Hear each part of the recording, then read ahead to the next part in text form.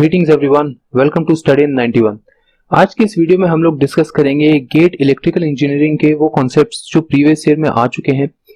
And जो previous year जितने भी क्वेश्चंस हम लोग सॉल्व करते हैं उनको अगर क्वेश्चंस की बजाय हम लोग एज अ कॉन्सेप्ट्स देखें सो हमारी प्रिपरेशन एक दूसरे लेवल पे जा सकती है। बिकॉज हम सबको पता है गेट ऐसा एग्जाम है जिसमें क्वेश्चंस तो रिपीट होने से रहे मगर कॉन्सेप्ट्स हमेशा रिपीट होते हैं। आपने देखा होगा एक कॉन्सेप्ट्स के ईयर बाय ईयर काफी क्वेश्चंस आते हैं। सो अगर हम उन प्रीवियस क्वेश्चंस में से कॉन्सेप्ट्स निकालें एंड वो आपको अच्छे से क्लियर हो सो आपका प्रीवियस ईयर करने का जो मकसद होता है, जो मोटिव होगा, वो और अच्छे से सेटिस्फाई आप कर सकते हो, राइट। सो हम लोग उसी पे टारगेट करेंगे। जितने भी प्रीवियस ईयर क्वेश्चंस हैं उनके कॉन्सेप्ट्स में आपको अच्छे से बताऊंगा, प्लस पॉसिबल मिस्टेक्स जिससे कि आपको पता हो कि यहाँ गलती हो सकती है, जिससे कि आपकी एक्यूरेसी बढ़े, प्लस शॉर्ट ट्रिक्स जिस भी क्वेश्चन में कोई भी छोटा मेथड हो सकता है उस क्वेश्चन को सॉल्व करने का, वो मैं आपको बताऊंगा। सो एक तरीके से आपकी एक्यूरेसी, थ्योरी एंड टाइम तीनों बचेंगे। एंड ये वीडियोस उसी के लिए है जिससे कि आप लोगों का टाइम बचे, एक्यूरेसी बढ़ सके और आप कुछ नया सीख सकें, राइट। सो हम लोग सारे सब्जेक्ट्स कवर अप करेंगे।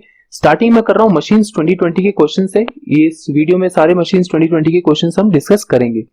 ओके, सो डिस्कस करने से पहले हम लोग सबसे पहले स्कीम देख लेते हैं कि मशीन्स के क्वेश्चंस कैसे कैसे आए थे। तो 7 क्वेश्चंस आए थे 11 मार्क्स के, जिसमें कि 1 मार्क और 2 मार्क्स के क्वेश्चन मिक्स था। 1 मार्क के 3 क्वेश्चंस थे एंड 2 मार्क्स के 4।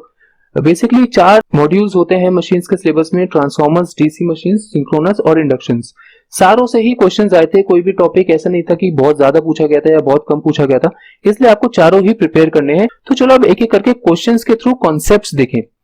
पहला क्वेश्चन है, एक सिलिंड्रिकल रोटर जनरेटर दे रखा है हमको, सिंक्रोनस जनरेटर, जिसमें इंड्यूस्ड वोल्टेज E है एंड टर्मिनल वोल्टेज VA है, राइट। 2 स्टेटमेंट्स है, P एंड Q। हमको बताना है कि कौन सी स्टेटमेंट सही है और कौन सी गलत है, राइट। सो एक स्टेटमेंट में कह रखा है कि लीडिंग लोड के लिए, दैट इज अगर जनरेटर लीडिंग लोड सप्लाई कर रहा है सो टर्मिनल वोल्टेज हमेशा इंड्यूस्ड वोल्टेज से ज्यादा होगी, एंड अगर लैगिंग लोड सप्लाई कर रहा है तो टर्मिनल वोल्टेज हमेशा इंड्यूस्ड वोल्टेज से कम होगी, राइट। सो एक रफ अगर मैं डायग्राम बनाऊं सिंक्रोनस जनरेटर का, तो यहाँ पे आपका ये इंड्यूस्ड वोल्टेज है, यहाँ पे सिंक्रोनस रिएक्टेंस है and this is the terminal voltage. इस क्वेश्चन का सबसे अच्छा तरीका है सॉल्व करने का वोल्टेज रेगुलेशन के थ्रू, राइट। थोड़ी सी थ्योरी बता देता हूँ। वोल्टेज रेगुलेशन क्या होता है? वोल्टेज रेगुलेशन होता है कि जो वोल्टेज हमने प्रोड्यूस करी है और जो हमें मिल रखी है, राइट, उसमें कितना चेंज है। वोल्टेज रेगुलेशन की मिनिमम वैल्यू ही डिजायरेबल होती है। Okay, so E minus V by V इसका फॉर्मूला है। एंड हम सबको पता है लैगिंग लोड के लिए वोल्टेज रेगुलेशन हमेशा ही पॉजिटिव रहता है, राइट, हमेशा ही पॉजिटिव रहता है। इसका मतलब क्या है? E is always greater than V। Okay, so lagging load कहां है? लैगिंग लोड की स्टेटमेंट क्यों है? VA is always less than EA, जो कि ट्रू है।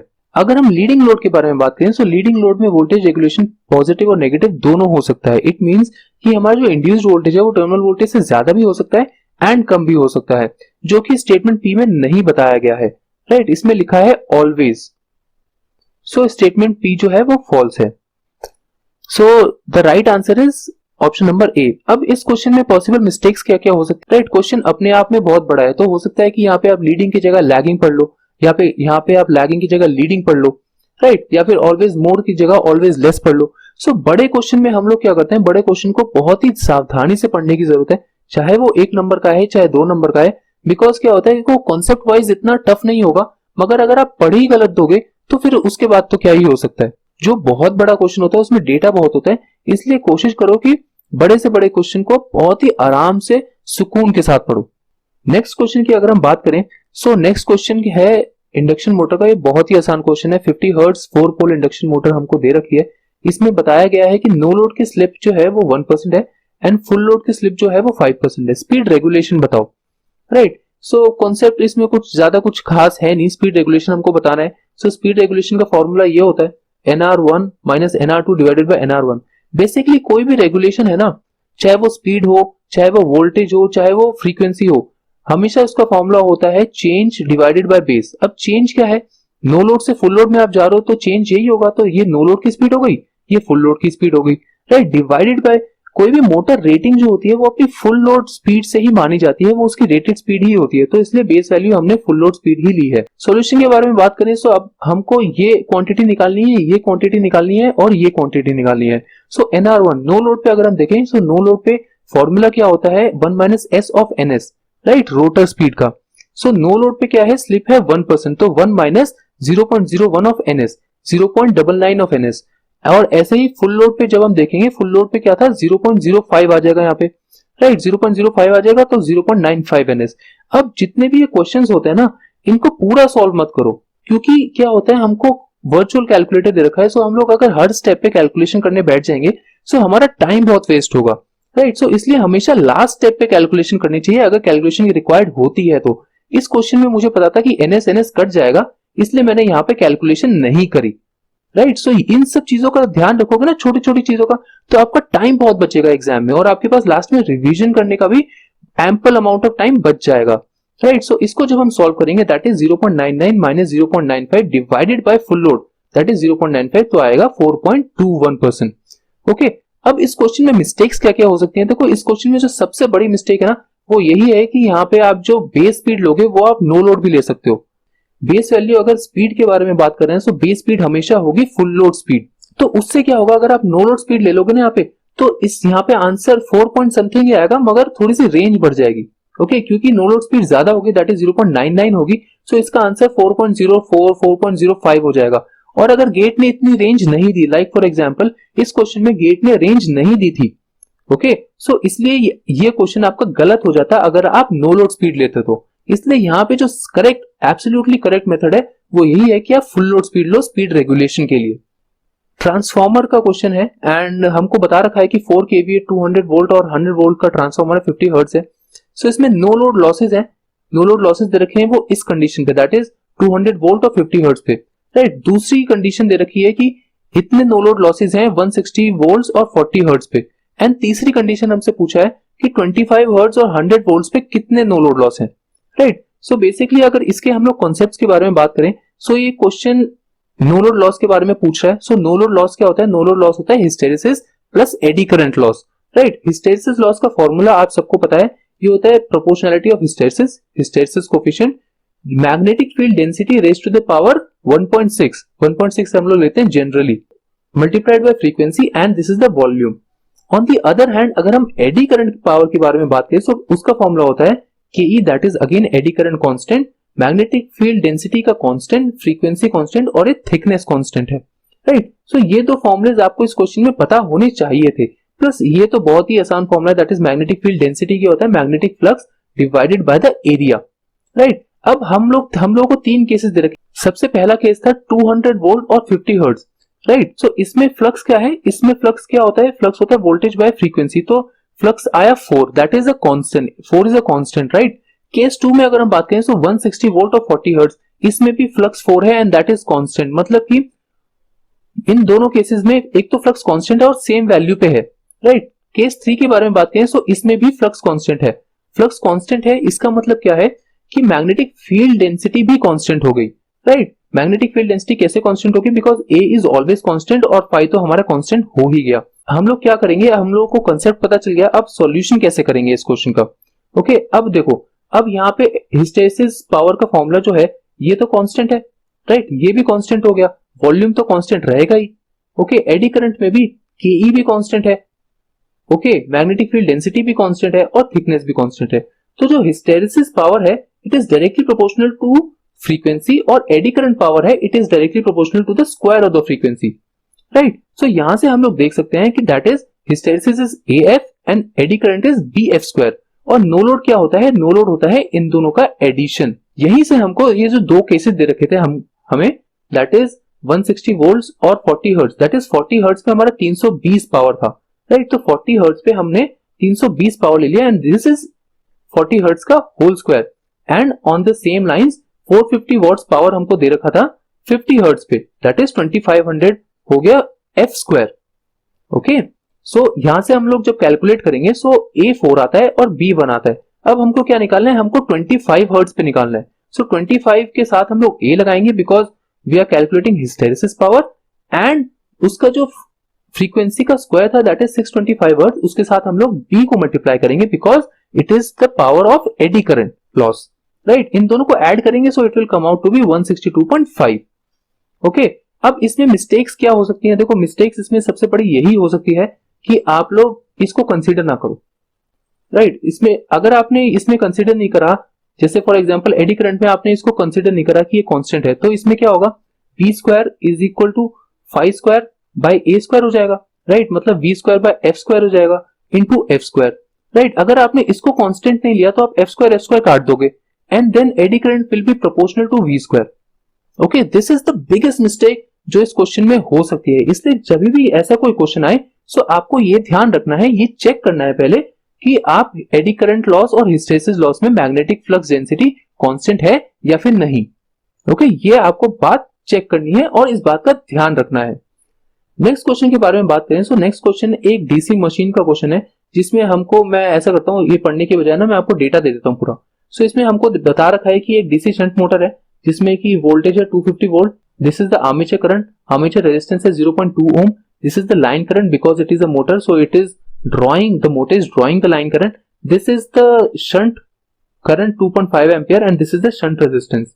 ओके, यहाँ पे दो केसेस हमको दिए हैं। नो लोड पे क्या है, IL की वैल्यू 5 दी है, राइट, IL की वैल्यू 5 दी है एंड शंट करंट जो है वो 2.5 एम्पियर है। सो ऑब्वियसली आर्मेचर करंट क्या होगा, आर्मेचर करंट होगा 2.5 एम्पियर, राइट। और यहाँ पे स्पीड भी हमको प्रोवाइड करा रखी है, that is 1200 RPM। Full load पे क्या है, फुल लोड पे हमारा जो लाइन करंट है वो हमको प्रोवाइडेड है 50 एम्पियर। तो ऑब्वियसली आर्मेचर करंट क्या होगा, 50 minus 2.5, that comes out to be 47.5, right. And यहाँ पे हमको बता रखा है कि जो फील्ड है वो वीकन हुआ है बाय 5%, राइट। तो 5% से अगर कोई चीज कम हुई है तो उसका फ्लक्स कितना बचा, 0.95 of 51, that is the no load case. अब हमको क्या करना है, हमको यहाँ पे स्पीड निकालनी है फुल लोड पे, राइट। और हमको एडिशनल दे रखा है कि ब्रश ड्रॉप जो है वो 2 वोल्ट है। सो अब ये सिनेरियो दे रखा है, अब हमको निकालना है। तो सबसे पहले अगर हम कॉन्सेप्ट की बात करें, सो देखो डीसी शंट मोटर है ना, सबसे अच्छा और सबसे दो फॉर्मुलेज यूज होते हैं, वो होते हैं E is proportional to phi omega M और tau is proportional to phi IA। Majority of the questions जो होते हैं डीसी मशीन के वो इन दो फॉर्मूले से सॉल्व हो जाएंगे। चलिए देखते हैं कैसे होते हैं सॉल्व। तो ये सारा डेटा था जो हमको प्रोवाइडेड था, राइट। अब इसका अगर सॉल्यूशन के बारे में बात करें, सो यहाँ पे हम लोग KVL लगाते हैं। यहाँ पे हम लोग KVL लगाया V minus EB because it is back EMF, so it will be opposing, okay, minus voltage drop जो हमको 2 वोल्ट दे रखा है इज इक्वल टू IARA जो यहाँ पे ड्रॉप हो रहा है, right. So EB1 that is no load के केस में अगर हम निकालें, सो यहाँ पे हमको वैल्यू पता है, V की वैल्यू पता है, ये ब्रश ड्रॉप की वैल्यू पता है, IA की वैल्यू पता है, RA की वैल्यू पता है, तो हमारे पास नो लोड पे E आ गया, दैट इज बैक EMF आ गया। अब फुल लोड के बारे में बात करें, सो फुल लोड में हमारा क्या चेंज हुआ, फुल लोड में हमारा चेंज हुआ है armature current, because the line current जो ड्रॉ कर रहा था वो था 50 एम्पियर और यहाँ पे लाइन करंट जो ड्रॉ कर रहा था वो था 5 एम्पियर, राइट। तो यहाँ पे EB2 की value that is full load back EMF की वैल्यू कितनी है, 238.5 वोल्ट्स, राइट। सो मैंने आपको क्या दो फॉर्मुलेस बताए थे, E is proportional to phi omega M और E is proportional to phi IA, right. So phi omega m क्योंकि प्रोपोर्शनैलिटी है तो यहाँ पे कांस्टेंट कुछ भी लगाओ तो is equal to phi N भी कर सकता हूं मैं, राइट। सो हमने ये एक्सप्रेशन यूज करा। EB1 की वैल्यू हमको पता है जो कि ये है, EB2 की वैल्यू पता है जो कि ये है, राइट। फाई 1 हमको पता है, फाई 1 कांस्टेंट था, फाई 2 हमको पता है कि 5% फाई 1 से कम है, दैट इज 0.9551, राइट। तो ये पता चल गया, ये पता चल गया। N1 हमको पता है 1200 RPM दे रखा है, EB2 हमको पता है कि 238.5 वोल्ट दे रखा है, तो आराम से हम लोग N2 निकाल सकते हैं, that is speed at full load, okay, right. So sequence में जाओ, पहले देखो क्वेश्चन में क्या दे रखा है। एक पिक्टोग्राफिक रिप्रेजेंटेशन बनानी बहुत जरूरी है ताकि सारा का सारा डेटा आपकी आंखों के सामने हो। अब इतना बड़ा क्वेश्चन था, राइट, अब इतना बड़ा क्वेश्चन था, अब अगर मैं इस डेटा को नहीं लिखूंगा अपनी आंखों के सामने, सो मैं बार बार थोड़ी ना पढ़ता रहूंगा, यहाँ पे मार्क करता रहूंगा, ये हुआ ये हुआ ये हुआ। तो इसलिए जब बहुत ज्यादा डेटा दे रखा होता है ना, कोशिश करा करो कि पिक्टोग्राफिक एक सर्किटरी फॉर्म में उस डेटा को बना लो, ओके। नेक्स्ट क्वेश्चन के बारे में बात करें, और सबसे पहले मैं नेक्स्ट क्वेश्चन के बारे में जाने से पहले मैं बता दूं कि अगर आपको लग रहा है ना कि मैं तेज बोल रहा हूं थोड़ा, तो आप ना वीडियो को 0.5x या फिर 0.75x भी कर सकते हो। अब नेक्स्ट क्वेश्चन ये है, एक डेल्टा कनेक्टर ऑल्टरनेटर दे रखा है हमको एंड रेशियो निकालना है हमको ZS अनसैचुरेटेड और ZS सैचुरेटेड का, राइट। सो बेसिकली ZS क्या होता है, दैट इज सिंक्रोनस इंपेडेंस। क्या होता है, सिंक्रोनस इंपेडेंस होता है VOC बाय ISC, ओके। एक अगर मैं एनालॉजी से समझाऊं आपको, तो एक नॉर्मल सर्किट अगर हम पकड़ें तो ये VTH है, ओके, ये RTH है। यहां पे अगर हमको निकालना है RTH, तो RTH क्या होगा, ये होता है VTH by ISC, okay. VTH क्या है, that is open circuit voltage. इस पॉइंट पे अगर लोड है तो इसको हटा दें अगर हम, ठीक है, इसको हटा दें, सो लोड को हटा के जो वोल्टेज आती है that is open circuit voltage, वो होता है VTH। सो उसके अक्रॉस जो करंट फ्लो हो रहा है उसके थ्रू वो होता है शॉर्ट सर्किट करंट। सो यहीं से निकला हमारा सिंक्रोनस इंपीडेंस, ऐसे ही निकला। ये एनालॉजी के थ्रू समझाया बिकॉज उसके थ्रू समझाना थोड़ा सा आसान होता है। अब ये जो इंपीडेंस है ये नॉर्मल इंपीडेंस नहीं है एक सर्किट का, राइट, ये मैग्नेटिक इंपीडेंस है। अब मैग्नेटिक इंपीडेंस का मतलब क्या हुआ, अब एक मैग्नेट मान लो, उस पे वाइंडिंग लगी हुई है, राइट। अब मैंने इसमें करंट फ्लो कराया तो एक मैग्नेटिक फील्ड जनरेट हुई, और करंट फ्लो कराया तो और मैग्नेटिक फील्ड जनरेट हुई, और करंट फ्लो कराया तो और जनरेट हुई। एक पॉइंट ऐसा आएगा कि मैं और जितना भी करंट फ्लो कराऊंगा तो मैग्नेटिक फील्ड जनरेट नहीं होगी, उस पॉइंट को हम लोग बोलते हैं सैचुरेशन। क्या हुआ, VOC जो जनरेट हो रहा था वो प्रोपोर्शनल था ISC के, राइट, टिल सैचुरेशन।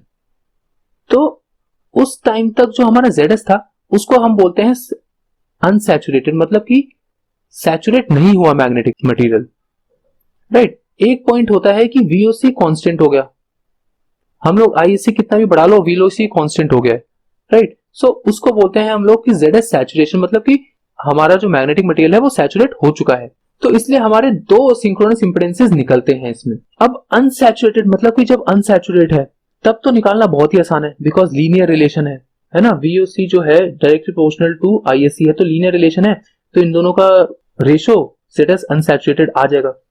यहां तक लीनियर रिलेशन है, तो इस पॉइंट तक कुछ कोई भी वैल्यू ले लो। अब इस पॉइंट तक VOC की वैल्यू कितनी है, 210, ठीक है, ये वैल्यू है IF की। अब हमको पता है कि IF जो है वो ISC के प्रोपोर्शनल है, ये ग्राफ दे रखा है। चार्ज जब IF है तो ISC है 20, राइट। सो जब 2 होगा IF, तो जब 2 होगा तो कितना होगा, ये 10 होगा, तो हमारे पास ISC आ गया और VOC आ गया, ठीक है। सो 210/10 21 आ गया। अब देखो अनसैचुरेटेड निकालना तो बहुत आसान था, अब सैचुरेटेड वाला कैसे निकालें। सैचुरेटेड वाले में क्या होता है, सैचुरेटेड में जो ये VOC होता है, राइट, VOC होता है रेटेड VOC, मतलब कि एक मशीन की हर वैल्यू रेटेड होती है, ठीक है। VOC भी रेटेड होता है, एक करंट भी रेटेड होता है, उसकी स्पीड भी रेटेड होती है, एक रेटेड वैल्यू हर मशीन की होती है, राइट। तो ZS सैचुरेशन में क्या होता है, रेटेड VOC जो होता है, राइट। इसमें हमारा रेटेड VOC कितना है, हमारी मशीन की रेटिंग जो है वो ये दे रखी है। सो रेटेड VOC है 400 वोल्ट्स, राइट। सो रेटेड VOC 400 वोल्ट्स है।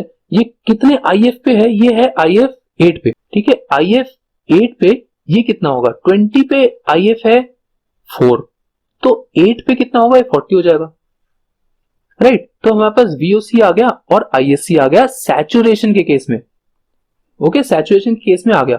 सो 400 पे 40 इज इक्वल टू 10। अब इन दोनों का रेशियो जब हम निकालेंगे so it will come out to be 2.1। अब एक आर्ग्यूमेंट और आता है कि सर हम लोग 110 भी तो ले सकते थे, बिल्कुल ले सकते हैं, क्यों नहीं ले सकते, ये अनसैचुरेटेड है ना, ये बिल्कुल ले सकते हैं 110। ओके, सो 110 जब हम लेंगे सो ये 110 मान लो, राइट। 110 पे ये IF 1 है, सो 4 पे 20 था तो 1 पे कितना होगा, 5 ISC, ठीक है, और ये VOC है। अब ZS सैचुरेशन तो सेम रहेगा, सैचुरेशन सेम रहेगा ना। सो अगर हम रेशो निकालेंगे इंटू 10 आ जाएगा, ये जो 10 है ये डिवाइड कर दिया ना मैंने यहाँ पे, राइट। सो इससे ये कट गया, तो ये कितना हुआ, ये आ गया 2.5, या 2.5। अब देखो गेट वाला ना पागल नहीं है, ठीक है, उन्होंने हर कंडीशन सोच रखी होती है। अब तुम्हारा आंसर या तो 2.5 आ सकता है या फिर 2.1 आ सकता है। अब उन्होंने जो क्वेश्चन दिया ना, उन्होंने क्वेश्चन में लिखा है of alternator is closest to, उनको पता था कि कोई हो सकता है कि कोई ये भी ले सकता है या कोई ये भी ले सकता है, तो अगर जिसने ये लिया उसका तो एग्जैक्ट आ जाएगा 2.1, अगर जिसने ये लिया 2.5। अब इन ऑप्शंस में से 2.5 के सबसे पास में कौन है, सबसे पास में है 2.1, ठीक है, एग्जैक्टली। नहीं तो गेट वालों को क्या जाता अगर वो लिखते हैं यहाँ पे इक्वल टू, कुछ नहीं जाता, वो लिख भी सकते थे, मगर उन्होंने इक्वल टू जानबूझ के नहीं लिखा, क्लोजेस्ट टू लिखा, राइट। सो अगर आप कॉन्सेप्ट से चलोगे ना तो कोई क्या कहता है उससे कोई फर्क नहीं पड़ता, आपको बस ये देखना है कि आपने जो कॉन्सेप्ट पढ़ा है वो सही है या नहीं। इसमें यही तो चीज है जो इस क्वेश्चन में इंपॉर्टेंट थी, दैट इज ZS अनसैचुरेटेड की वैल्यू हमेशा कांस्टेंट रहती है, ओके, वो आप इस लाइन पे किसी भी वैल्यूज पे निकाल सकते हो। और सैचुरेशन में जब होता है, सैचुरेशन में जब हम सिंक्रोनस इंपेडेंस निकालते हैं तो हम लोग जो VOC लेते हैं वो रेटेड वैल्यू लेते हैं, और उसके करस्पॉन्डिंग फिर जो IF की वैल्यू होती है दैट इज फील्ड करंट, और उसके करस्पॉन्डिंग जो ISC की वैल्यू होती है, राइट। सो ये बेसिक प्रोसीजर है, तो मिस्टेक्स इसमें यही है बहुत लोग बहुत मिस्टेक्स करते हैं जिससे कि उनका आंसर 2.025 आया होगा, जिससे कि 2 भी आया होगा बच्चों का, बहुत उन्होंने आईएससी ले लिया होगा डायरेक्ट। मिस्टेक्स इसमें यही है कि आप डायरेक्ट आईएससी नहीं लोगे, आप डायरेक्ट आईएफ ले लोगे, या आप रेटेड नहीं लोगे, राइट, आप 210 में निकाल दोगे। तो बहुत सारी मिस्टेक्स हैं जो इस क्वेश्चन में हो सकती है। आपको कॉन्सेप्ट से चलना है। अगर आप कॉन्सेप्ट से चलोगे तो आप अपने आप ही सारी मिस्टेक्स एलिमिनेट कर दोगे। ओके, नेक्स्ट क्वेश्चन के बारे में बात करें। सो नेक्स्ट क्वेश्चन है, एक सिलिंड्रिकल रोटर सिंक्रोनस जनरेटर हमको दिया हुआ है, राइट। सो उसका सिंक्रोनस रिएक्टेंस 0.7 पर यूनिट है एंड सब ट्रांजिएंट रिएक्टेंस है 0.2 per unit. Okay, terminal voltage उसकी है 1.J0, इंटरनल ईएमएफ जो ऑल्टरनेटर का है वो है 1.J0.7। एक 3 फेज शॉर्ट सर्किट फॉल्ट हुआ है उसके टर्मिनल पे, तो हमको मैग्नीट्यूड निकालना है उसके इंटरनल ईएमएफ का। अब देखो फॉल्ट करंट जो है वो तो बहुत लार्ज होता है, तो इसलिए हम लोग प्री फॉल्ट करंट निकालेंगे, मतलब फॉल्ट से जस्ट पहले क्या करंट है, ठीक है, क्योंकि हमको सब ट्रांजिएंट कंडीशन दे रखी है, इसलिए फॉल्ट करंट पे पहुंचते पहुंचते उसको टाइम लग जाएगा। इसलिए हम लोग जो प्री फॉल्ट करंट हो रखा है, मतलब कि the instant at which the fault happens, just before that instant, pre fault current, right. So वो होगा Eg minus VT by XS. XS normal है यहाँ पे, ठीक है, सिंक्रोनस रिएक्टेंस है, it comes out to be 1 per unit. हम लोग देखें कि Eg डबल डैश मतलब कि magnitude of internal EMF that is सब ट्रांजिएंट इन नेचर। सब ट्रांजिएंट इन नेचर में प्री फॉल्ट करंट ही रहेगा। सो यहां से हमारा क्या निकला, 1 प्लस 0.2J। जब हम इसको पोलर फॉर्म में लेके आएंगे so it will come out to be 1.2 volt. बहुत स्ट्रेट फॉरवर्ड क्वेश्चन था, 2 नंबर आपको बहुत ही आसानी से मिलते हैं इस क्वेश्चन में। इस क्वेश्चन में एक ही मिस्टेक है कि अगर हम लोग जनरेटर की जगह मोटर ले लेंगे तो ये केवल इक्वेशन चेंज हो जाएगी। दैट इज, अगर मोटर होता है तो V minus E is equal to IA हो जाता है, राइट। सो इसमें साइन चेंज हो जाता है, यहाँ पे आप ये मिस्टेक्स कर सकते थे, मगर इस क्वेश्चन में क्योंकि जनरेटर दे रखा है सो इसलिए ये E minus V is equal to IA होगा। यही एक मिस्टेक है जो इस क्वेश्चन में आप कर सकते हो। बाकी एक क्वेश्चन स्ट्रेट फॉरवर्ड है, 2 नंबर आपको मुफ्त में दे रहे हैं। ओके, नेक्स्ट क्वेश्चन है, ये क्वेश्चन गलत है। ओके, इसके मार्क्स टू ऑल दिए दिए थे सबको, आप देख सकते हैं 48 क्वेश्चन है, इसमें मार्क्स टू ऑल दिए थे गेट ने। तो ये क्वेश्चन हम लोग डिस्कस नहीं करेंगे क्योंकि वैसे ही वीडियो बहुत लंबी हो चुकी है, मगर फिर भी अगर आपको जानना है कि इसमें क्या गलत है और इसको हम लोग कैसे सही कर सकते हैं, तो आप हमारे जो फेसबुक ग्रुप है उस पर हमको मैसेज कर सकते हैं या फिर कमेंट बॉक्स में लिख सकते हैं यही यूट्यूब वीडियो में। सो वहां पे मैं आपको बता दूंगा। प्लस हमारे फेसबुक ग्रुप को ज्वाइन करके कोई एक्स्ट्रा अगर आपको जैसे टेस्ट सीरीज में हो गया या कोई क्वेश्चन है जिसमें प्रॉब्लम है तो वो आप पूछ सकते हैं, वो हम लोग वहां पे आपकी हेल्प कर सकते हैं। एंड अगर आपको लेटेस्ट अपडेट्स चाहिए तो आप हमें इंस्टाग्राम पे भी फॉलो कर सकते हैं। तो चलो फिर इस वीडियो में इतना ही है।